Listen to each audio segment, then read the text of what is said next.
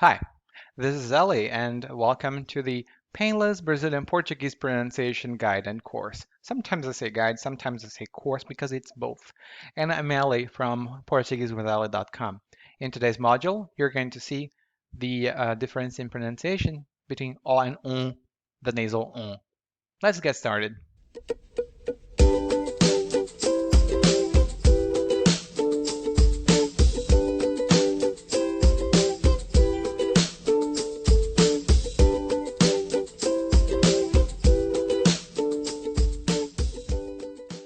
Okay, here the o is the counterpart of on. It might sound like you're really nasalizing but it's not that one. Maybe in French you do have that nasal sound. I'm not quite sure. Je ne parle pas français. Ou je parle terriblement. But I will say that the counterpart is o. On, on, o, on, o. Nasal, rounded lips, same thing.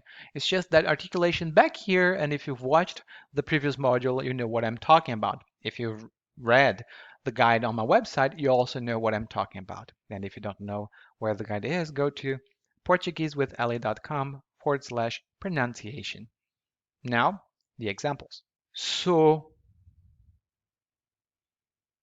so, now the nasal sound. Son, son.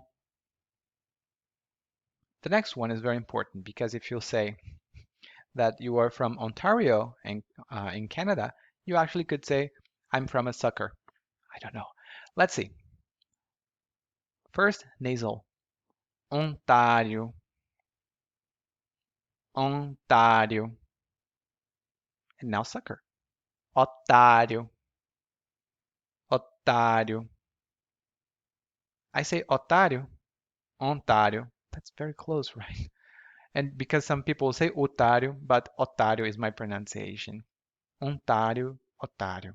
Those are not really counterparts, but longe, loja, longe, loja. But these are longo, logo, longo, logo. Okay, again, just to remind you of something that we discussed before, when you have an M or an M or N, that's hard for me, after the vowel but at the end of a syllable, even if it's like the last syllable in the word, this is not a nasal consonant. It's not but it's on. It's just an indication that's nasal too.